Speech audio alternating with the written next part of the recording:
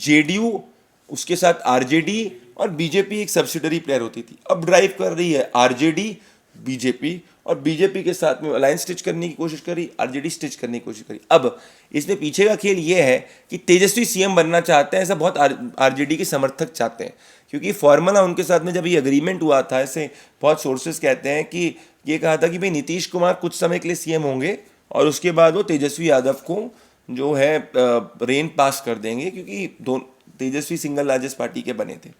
अब ये नीतीश करने के लिए उत्सुक नहीं, उनको पता है कि यार ऐसा हो जाएगा तो फिर मैं कहाँ जाऊँगा, तो इसीलिए वो थोड़ी बीजेपी से भी नज़दीकियाँ बढ़ाने की कोशिश कर रहे हैं। आपको लगता है 24 के चुनाव से पहले नीतीश फिर वापस चले जाए?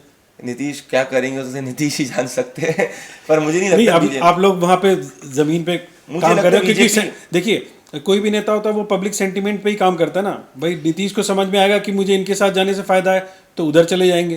पर मुझे लगता नहीं बीजेपी अब एक्सेप्ट करेगी।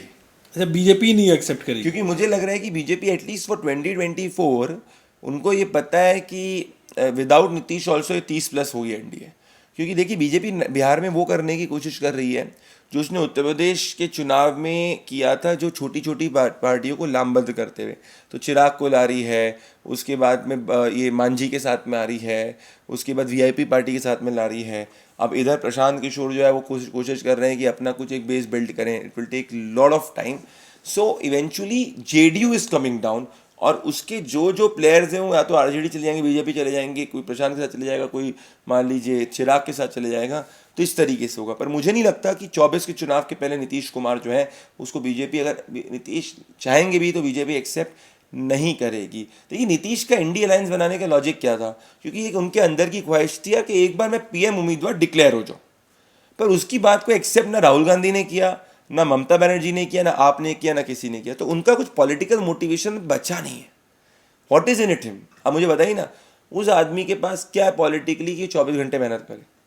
I don't think any. Public support हट गया है, पार्टी में कोई आइडियोलॉजिकल पार्टी नहीं है बीजेपी जैसे कि भाई एक आइडियोलॉजिकल चर्निंग हो जाए और नंबर 2 की कोई रेन हो जाए। और यही सभी रीजनल पार्टीज़ के साथ इशू होता है कि हर रीजनल पार्टी जो होती है वो एक लीडर के कैरिज्मा के ऊपर बड़ी होती है, 2-3 स्टेट्स तक जीतती है, फिर जब वो कैरिज्मा ठंडा होता है तो वो सिकुड़ना शुरू हो जाती है। जैसे बीएसपी के साथ भी ऐसे ही हुआ।